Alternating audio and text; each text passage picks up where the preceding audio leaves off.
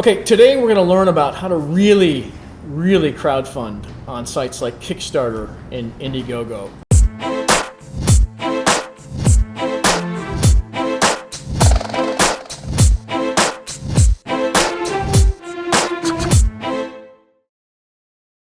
And joining me is Peter Daring, founder of Peak Design.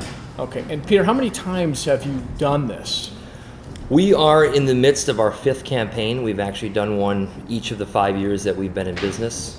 Didn't plan on that when we started, but we like this pattern. Okay, a little word association. Indiegogo or Kickstarter? Kickstarter. Why? Brand, and certainly also a brand allegiance for us. We started on Kickstarter. I think that the Kickstarter is the Kleenex or the rollerblade of the crowdfunding world. We still think that that's true. Definitely recognize the things that Indiegogo has been doing to really try to push business in ways that Kickstarter has been a little reticent to do. But for us, our core is on Kickstarter, and we have a lot of loyalty to those folks. Indiegogo has just announced that you can put pixels on the thank you pages of their product sites. What do you think about that, and how's Kickstarter going to match that? I wish so badly that Kickstarter would be more proactive in doing those types of things. I think feature for feature, we keep seeing Indiegogo. Basically, my guess is that they're looking at the shortcomings and the complaints of Kickstarter creators, and they're simply fixing those problems, and they're doing so really aggressively. Whereas Kickstarter continues to maintain emphasis on the creative and things like this, which I think has an effect of keeping their brand really clean. And there's certainly value in that. But man, these things that Indiegogo are doing to really help drive the fact that this is e-commerce. It really truly is. Yes, it's crowdfunding, but it's also e-commerce. And that means that there are really great tools that all sorts of smart people have invented for heightening that. And Indiegogo is working hard at injecting that into their business. And I think it's a good idea. Okay, good. So you're not opposed to Indiegogo. It's just Kickstarter is where you feel the most at home and where you've gotten the most value out of. And you believe Kickstarter takes some of those Indiegogo experiments and incorporate it into the platform. Yeah, I think that for any business in the history of businesses, competition is a good and healthy thing. And I guarantee you that Kickstarter is paying attention to Indiegogo and what they do. So I can only see good things coming from it. Okay. Let's move into the products that are going on to Kickstarter in your case. And this could apply to Indiegogo as well. How do you decide on what type of product to put on Indiegogo? How do you personally decide? I know there's a wide variety of products that are in Indiegogo, but how do you decide on what's going to be successful and what's not going to be successful? Well, we like I said, we've done a Kickstarter every year, and that has kind of happened by happenstance. It's that's the amount of time it takes to design, develop, generate, and source and go through all the manufacturing pains on a product, at least for a company of our size. That's what it has seemed to be. So our calculation is, what product are we going to be launching that is big enough to warrant all of the effort that goes into Kickstarter? So it's not that we think about what kind of product would be good for Kickstarter. We think, what kind of product is right for Peak Design? Where can we make a dent in the world at large? And then we decide, is Kickstarter the right platform for that? And because there are so many advantages to running a Kickstarter campaign, which I'm sure we'll cover later, invariably the answer is going to be, yeah, we're going to launch that thing on Kickstarter. Absolutely. Okay. Is it A plus B plus C equals D every single time? Or is it A times Z times P? Well, it's interesting. That's a great question. And because we've kind of had the experience of this being our 5th Kickstarter, I'd say the first Kickstarter, the formula was A. And then it was A plus B in the second one. And now we've learned more, and it's A plus B plus C. Okay. And we what we do is we incorporate the lessons we've learned in the rest of our marketing, in general e-commerce and wholesale and everything, and are able to apply it to the next one. And then also, as like this campaign compared to last year's, it's remarkable how many other businesses, it sounds negative, but I guess you'd call them kind of parasite businesses, that there's got to be a better term for that, but that have cropped up that say, hey, Peak Design, you've got this great Kickstarter campaign going. We can help you increase the number of funds that you get and the number of backers and your exposure. And this is the first time we've been utilizing those, and they are working. They truly, truly are. And some of that is, it's really cool to see all these fledgling businesses on the side truly adding value to this platform. Excellent. So we're going to get into the how in just a minute. A few more high-level questions here that I know, our audience is going to want to know about. Should mature companies with new products use crowdfunding sites like Indiegogo and Kickstarter? I get asked this a fair amount because I'm sure that there's a lot of mature companies asking themselves the exact same question. And I would say that there is almost no downside to running a Kickstarter campaign, so long as obviously it takes resources, internal resources, but even if you're a big company, I cannot imagine what the downside was, save for potentially being too large and sort of pissing off a whole populace of people. But that really has to do with your messaging, and maybe even a big company could pull off some justification for being there. What about the embarrassment of failure? Say they don't reach their goals. That's actually a really good point, and that is a risk factor. And it strikes me as interesting that we at Peak Design, this is going to sound ridiculous, but I fully expect that when we launch the Everyday Messenger, for it to be a very successful project. And same thing with Slide and Collection, same thing with Capture version 2. And that comes from having the Kickstarter backers and the Kickstarter community in place. If a company like Kellogg's, thinks of Honey Smacks version 2, and they put it on Kickstarter, and I could see that being a miserable flop. That would be seriously embarrassing. Yeah, so I suppose I learned something just thinking about that, but that is a risk, definitely. Okay, but you've come up with your own formula for success, which we will cover. I have one last question before we dive into that. So you've used Kickstarter 5 times to raise capital, right? And increase sales and build a community. Why did you choose that direction versus what everybody else is doing in terms of traditional marketing or digital marketing or social marketing? Why this model? So much of it relates to, all right, you mentioned a couple of things there. Community building, increasing the platform, absolutely. So let's talk about the community building. People feel like they know us as people. But they didn't feel that way product 1, right? They did okay. Because there was no Peak Design, there was no anything. It was just, hey folks, I'm Peter Daring. I invented this thingy, and I think that you're going to love it. And help me get this started, and I want to start a company called Peak Design. And it's because they got to know me even before they knew the product, and then there's so much communication that occurs from company to backer in a Kickstarter campaign, and as a result, they very quickly, the human element really comes into it, and so the developing the community that we can come back to each time and count on supporting our products and helping us launch, that is massive. Another thing though is cash flow, and that's what a lot of people probably miss. For us to be able to pre-sell, which is essentially what is going on here, backer gets the community aspect, they feel good about it, and they get a discount on products. That's their side of the bargain. Our side of the bargain is we get money up front, and that allows us to, the normal sales cycle in a product-based business where we've got to pay a manufacturer 6 months prior, actually generally about 7.5 months prior to actually receiving money for that product. That's a tremendous burden to bear, and requires financing and typically investors, things like this. For us to continue growing at about 100% annually, this year maybe a fair clip more, we'll see. It takes a lot of money up front, and if we didn't have Kickstarter giving that, we would literally have to give away a significant chunk of the company.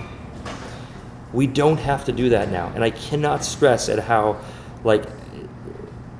that is such a benefit to this company and has allowed us to be this organic company that doesn't have to waste time making PowerPoint presentations and going out there and begging for money.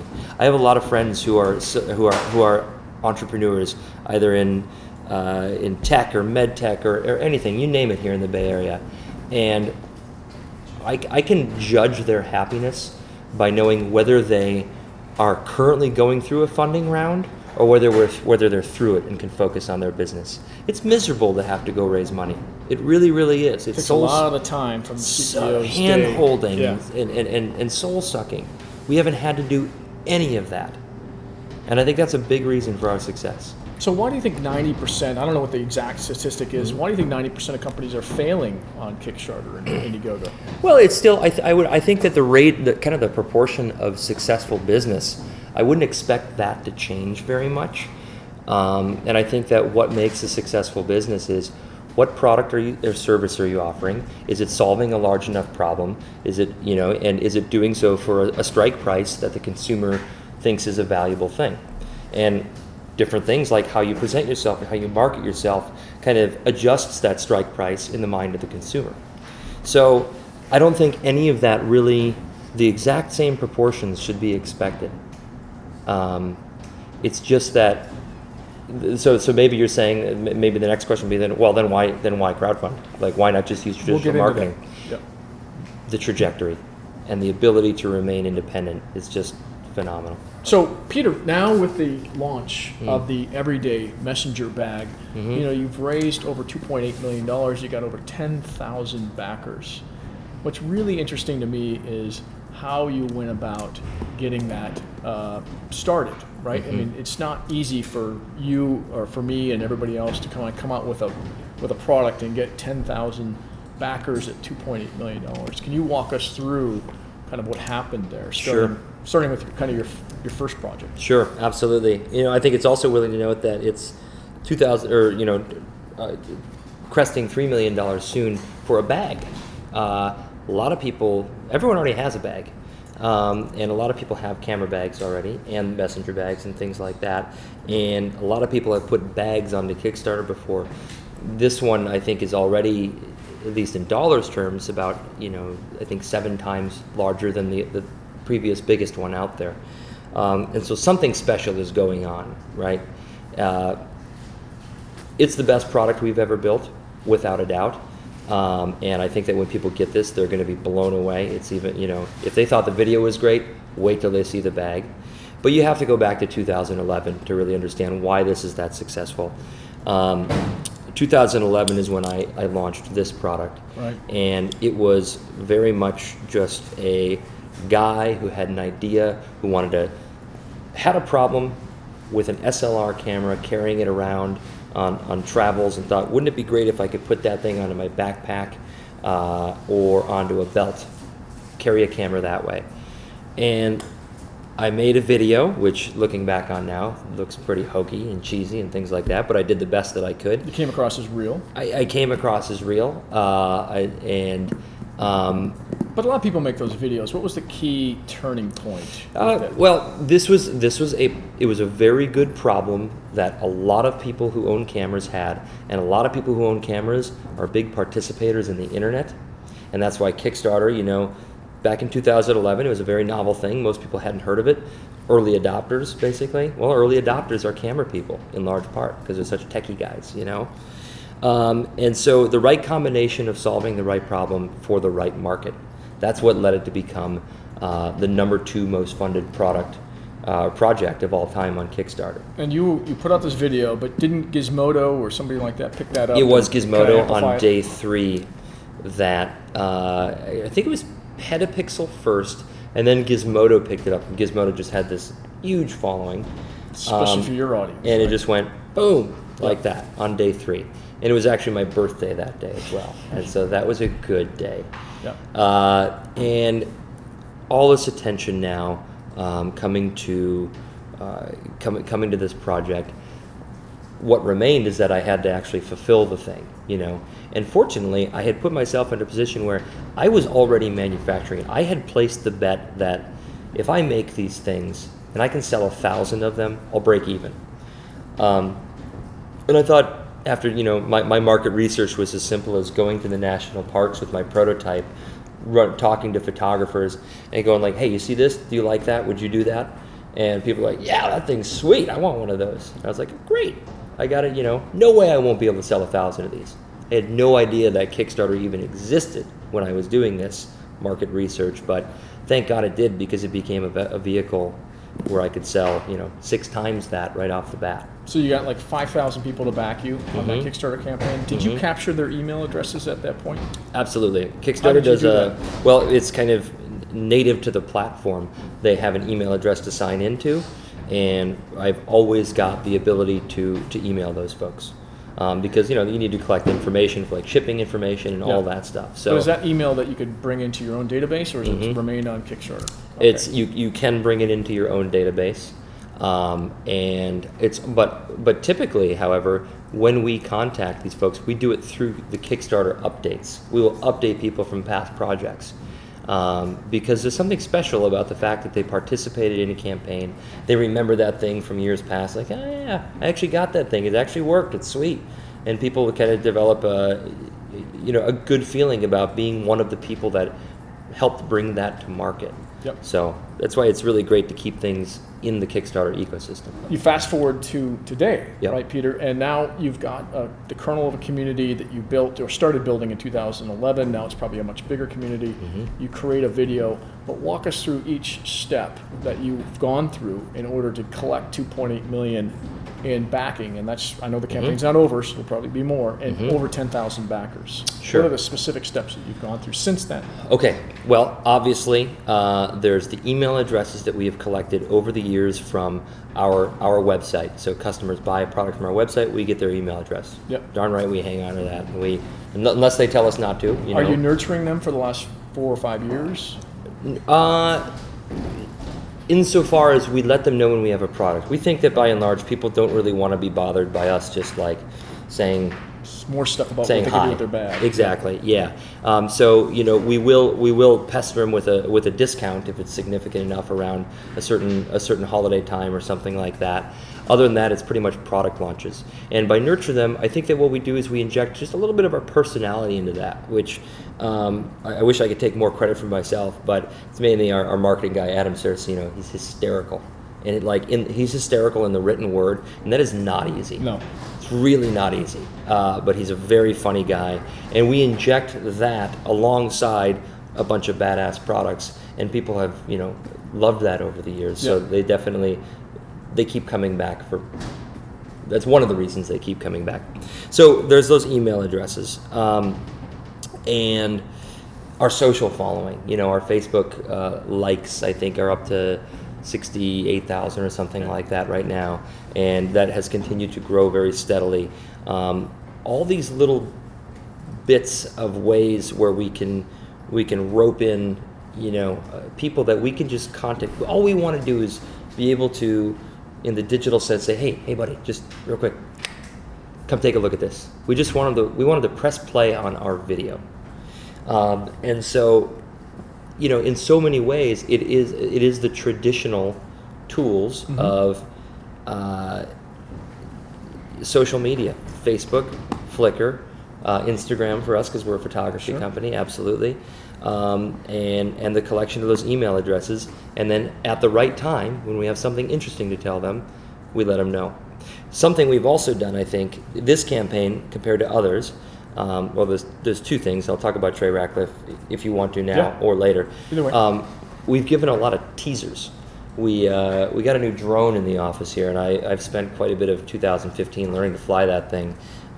Trey's a big drone guy, right? Trey's a big drone guy. He kind of it was when we were in Vietnam together, his business partner Curtis had the Phantom 2 and was flying around, and I was blown away, man. I just it was the first time I'd been around him up close, and we bought one as soon as we got back, and I think I used it for like the first 25 days straight, and it is a seriously fun thing to play around with, and a really excellent photography tool. So we'd send out these teasers saying before we just kind of dropped a Kickstarter campaign on people without giving them anything beforehand, right? And then we started thinking, why would we do that? Let's get people amped up for this. And we got people amped up, and as a result, we got $500,000 within 2 days. People were ready to pounce. People could not These wait. are previous customers? Or just people in your database? They're the first people who came to the Kickstarter and converted. But where did they come from? Certainly, the largest percentage of them was from our Kickstarter, our previous Kickstarter backers. But then also our Facebook fans, who are more numerous than our Kickstarter backers, and our email list. Like, all those things coming together and us saying at one time, boom, have a look. It led to a lot of people converting in those first couple of days. Okay. So from there, right, so you've nudged everybody, you let everyone know this is coming. Was there a story that you were telling, or what was it that you think resonated with your target audience? Well, yeah, if you look at the video on Kickstarter, there's very much a story we're telling. We don't introduce the product for like 110 seconds. Which is, kind of seems crazy in this fickle world of, little sound bits and bytes. But I think we very effectively told a story of the whole history of Peak Design and Kickstarter and all our story of making products.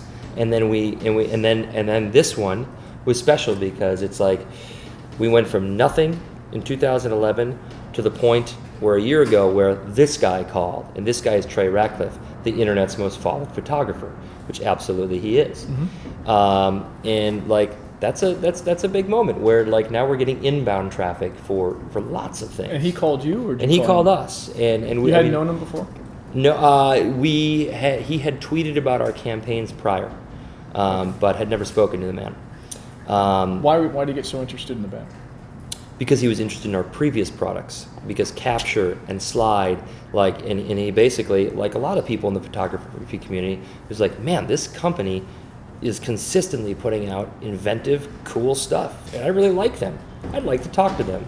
And he said, let's make a bag together. And we were already thinking about making a bag. I mean, we have a list of products that we know are going to be our next ventures. And bags and soft goods in general were on those. But when he said he wanted to do it, and in collaboration, we thought it would be a good business move to push that project to the forefront and say, today is the day that we start working on that. So you kind of got together with somebody who's very influential in the space, and you co-created a bag. Was there any other influencer strategy around this? Like, do you reach out to Thomas Hawk or to Jeremy Coward or any of those other people that are out there, that photographers that really push their equipment? They don't push their own equipment, they push the equipment they use, and people see that and they're like, yeah, I gotta have that. Yep, absolutely. Yeah, both those guys, in fact. Jeremy sent us a note a couple days after the campaign, and Thomas is a friend of Trey's. I mean, these guys are all, it's a pretty small community up there. And they've all been very willing to lend a hand and help get that message out there, which it feels incredible, and is, it's difficult to quantify exactly what they're driving to the campaign, but it is very significant. So for sure it's legitimacy, right? And you've got these people that a lot of people respect, millions in Tracy's case, that respect them. So in a sense, you're borrowing a little bit of their trust. Yep. And you're saying, hey, these guys like this product. That adds some credibility to what you're doing. But what you're saying is it's very hard to measure the traffic that they're bringing or the sales that they're bringing, at least at this point. Totally. Accurate? Yeah. Yes, accurate. However, it's known that it's very significant. Yeah. So we don't worry about it too much, insofar as we know that it was a good deal for both Trey Ratcliffe and for Peak Design, and for our consumers, of which there are now many more who are aware of our company. I mean, awareness is the hardest thing. I mean, you've got a following that is full of marketers. Everyone knows that just getting people aware of your brand and what it is that you do is an extremely hard thing to do, even in the world where everyone has several connected devices on them at all times. The problem is you're competing with so much. It's out there's there. There's a lot of traffic. So if you were advising a small company, or even a large company with a new product, how much emphasis would you put on building an email list versus finding influencers to help either create the product or promote the product? Well, I think that building an email list, not just, it's kind of like, well, what is the quality? What is the quality of that email list? For us, the folks who are repeat Kickstarter backers, their email, that's worth a whole lot to us, But someone who takes pictures only with their cell phone and has an Instagram account, that's worth a lot less to us. So if you're just thinking about email lists in terms of quantity, that means very little compared to the quality. And so perhaps when you ask which one would you focus on, when you talk about influencers, ostensibly you're going for the right type of influencer for your product. So if you can get them to buy in, chances are that their following is full of very quality leads for you. And while that might not turn into emails just like that, they may have to become a converted customer to obtain their emails. You want to get in front of that audience, and that's why I think that influencers are a really, really excellent part of the equation. Okay.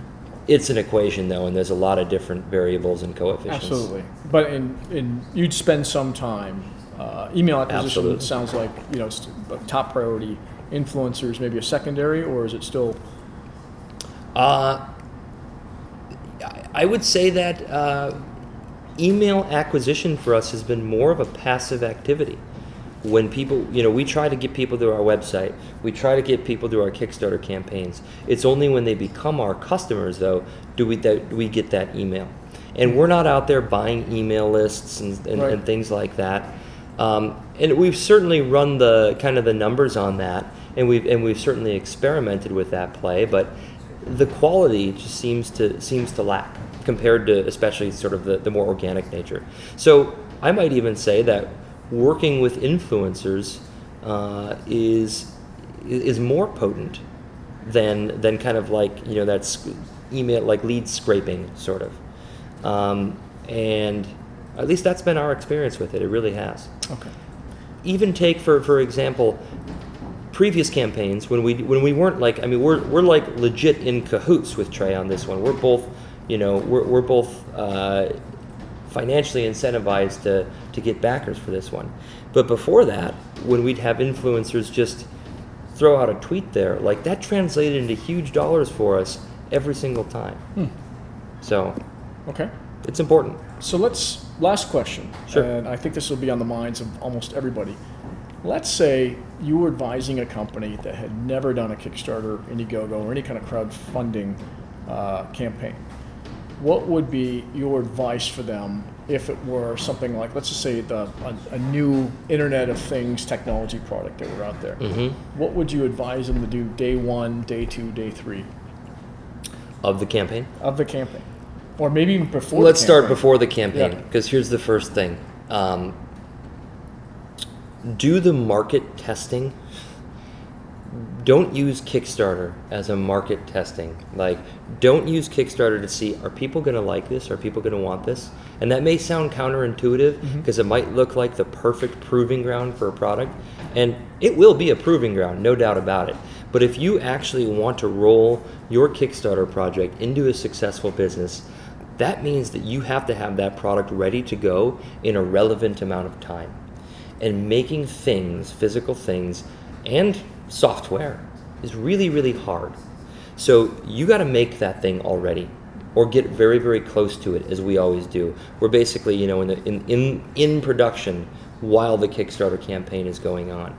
And if you don't do that, even if you have a successful campaign, you will not have a successful business, because it's going to take you a year and a half to come out with that thing, and it's forgotten about by then. Nobody gives a rip anymore, and it's impossible to get that momentum back.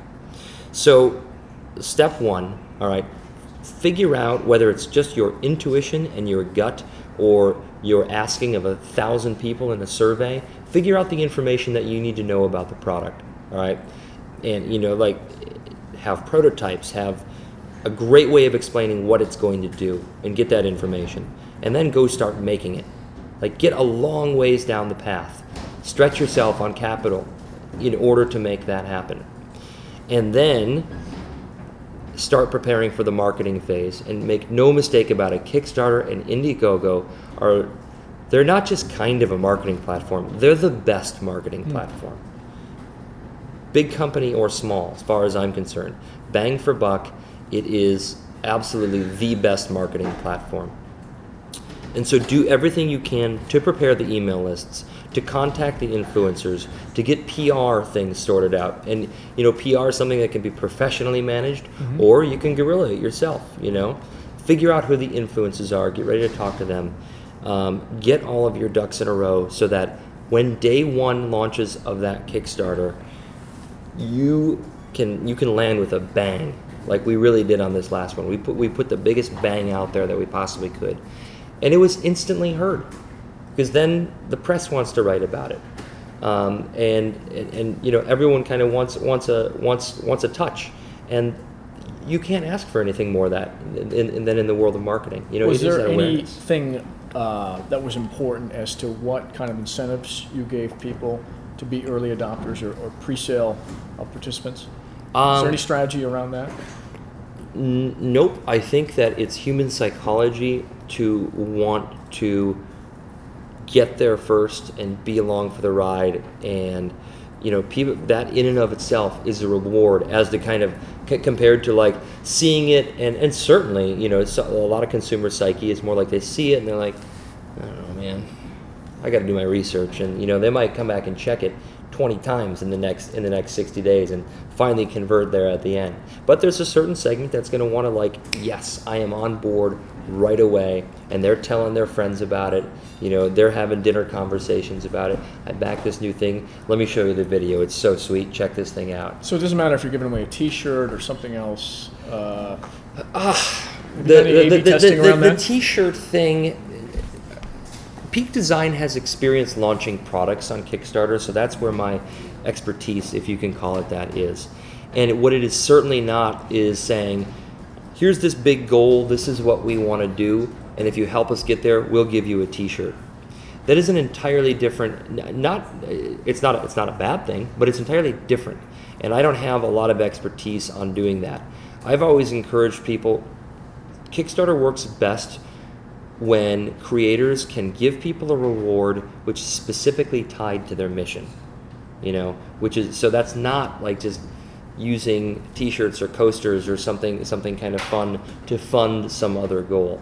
People are pledging for this product, and they're going to get this product, and I think that makes a really big difference. Okay, so any last words of advice for maybe marketers that are looking at this? In terms of, you said this earlier, you think it's the best marketing platform in the world. Why should they use Kickstarter, Indiegogo over Facebook, LinkedIn, Twitter, Pinterest, YouTube? Why? Look, you should use all those other things, no doubt about it. Like this is the 21st century, and it's you've got to hit it on all fronts. But if I could clue people in, like one stat that always blows people away is it's conversion. E-commerce conversion, I think marketers know that 1% is good, 0.5%, you might be doing okay. 1.5 to 2% is like, whoa, you're doing something right. Well, on Kickstarter, throughout Peak Design's history, except for this product, which is a little bit unique, I'll explain, we've been hovering at about 12 to 13% of people who press play on the video become a backer. That's insane. That is an order of magnitude larger than any other kind of e-commerce conversion. Yeah. Is that across all the products that you guys have put out there? Yes, every single one. You said this one was unique. This one's unique because the price point is so high compared to our other products. Yeah. Generally, people are spending somewhere between $65 and $101 in our first 4 campaigns. This is, the average price of the pledge right now is, I think, $281. So certainly, people are going to think a little bit harder about that. But still, it's at 4.9%. Yeah, the conversion rate. Still much higher than average. It's wild, and and I can't pretend to know exactly why the conversion rate is so much higher. Yes, there's a discount. There's the early adopter. There's the sense of community that's involved. All of those things must be contributing towards people being more lenient with their purchases.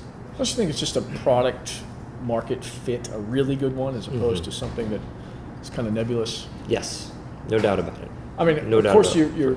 you're the distribution, the awareness, you're generating all that, but at the end of the day, you still have to have that product market fit. You're going to have a pain point that you're filling, and it's recognizable by people that are your potential target audience. Absolutely. I'm just guessing. I don't want to put Oh, words in your mouth. yeah. No, you have to. I mean, you still have to. You have to do right all the other elements of business that you have to in any other platform. You have to solve a good problem. You have to have good marketing. You have to have distribution. Like, none of that goes away. This is just an opportunity where if you do those things correctly, your rewards can be so much higher than they would be on any other platform, from Peak Design's experience at least. Right. I mean, if you look at this bag, what's your competition right now? Is it just a standard nylon? Well, there's a bag? no, absolutely not. There's a gazillion camera bags out there. Just before our project, there was a Canadian company that launched. They didn't call it the Everyday Messenger, but it was a messenger-style backpack targeting specifically photographers. And I mean, by many accounts, that was a beautiful bag. So what did they get wrong? Well, I wouldn't say it's what they got wrong. I think that they didn't have the history that Peak Design has of bringing great products to market. So that means that they don't have the built-in customer base, and that's a very huge part of this. But then also from a actual product standpoint, you know, we looked at every other type of camera bag out there, and we said, what is it that bugs us about these things? And one of the main drivers was the fact that it's always looks like it's at full capacity, even when it's not chock full of gear. We want this to be your everyday bag, okay? Which means it needs to expand to accept photography gear and still protect it. But it shouldn't look like that all the time. So this collapsibility that we built into it is something that's really important. The fact that it doesn't look like a camera bag is really important. We've invented all sorts of mechanisms throughout this bag which solve individual problems with every bag. And they're really excellent mechanisms. Like, they're not bullshit. And anyone watching the video sees and understands what they are, and has it further instilled that, like, oh, these guys get it. They're not just throwing some bullshit at me. They're actually solving problems.